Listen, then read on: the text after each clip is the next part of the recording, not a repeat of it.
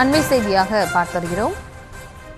SIR தொடர்பாக 12 மாநிலங்கள் union பிரதேச நிர்வாகிகளுடன் 18ஆம் தேதி காங்கிரஸ் ஆலோசனையில் ஈடுபட இருப்பதாக தெரிவிக்கப்பட்டுள்ளது. விவரங்களோடு இணைகிறார் எமது செய்தியாளர் ராஜேஷ். வணக்கம். மேலும் விவரம்.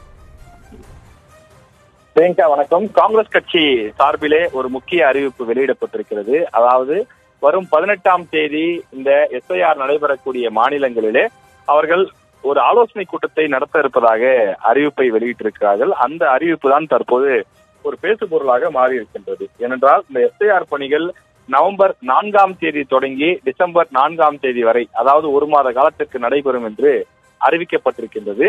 இன்றைக்கு தேதி கிட்டத்தட்ட 16 ஆகிவிட்டது. ஏற்கனவே 14-15 நாட்கள் இந்த பணிகள் நடைபெற்றிருக்கின்றது. மீதம் இன்னொரு 15 நாட்கள் மட்டுமே இருக்கக்கூடிய சூழ்நிலையில் இன்னும் கூட 2 நாட்கள் கழித்து இந்த ஆலோசனை கூட்டத்தை நடத்தி அந்த ஆலோசனை கூட்டத்திலே பெறப்படக்கூடிய முடிவுகளின் அடிப்படையில் போராட்டமோ அல்லது கண்காணிப்பு பணிகளையோ தீவிரப்படுத்தினால் இதனால் என்ன நன்மை ஏற்பட போகிறது என்ற ஒரு பெரிய குற்றச்சாட்டு எழுந்திருக்கின்றது. உதாரணத்துக்கு தமிழ்நாட்டை எடுத்துக்கொண்டால் சுமார் 6 கோடி பேர் இருக்கின்றார்கள். அவர்கள் அனைவருக்கும் அந்த படிவங்கள் போய் சேர்ந்திருக்கின்றது.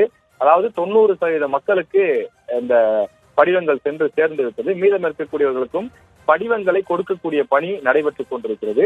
மற்றொரு புறம் படிவங்களை நிரப்பியவர்களிடமிருந்து திரும்ப பெறக்கூடிய பணியும் தொடங்கிவிட்டது.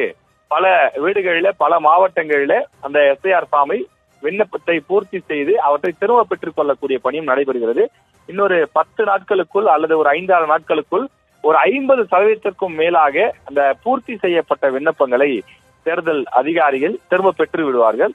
எனவே இப்படி பணிகள் அனைத்தும் நிறைவடைந்த பிறகு 18ஆம் தேதி ஆலோசனை கூட்டத்தை போட்டு அதுல என்ன முடிவெடுத்து அதனை எப்போது செயல்படுத்த போகிறார்கள், யாருக்காக செயல்படுத்த போகிறார்கள் காங்கிரஸ் கட்சியினர் என்ற ஒரு பெரிய அதிர்ச்சி, ஒரு பெரிய கேள்வி எழுந்திருக்கின்றது.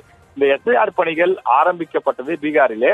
அதன் பிறகுதான் தமிழ்நாடு உள்ளிட்ட இந்த மாநிலங்களிலே இந்த பணிகள் தொடர்ந்து நடைபெற்று வருகிறது.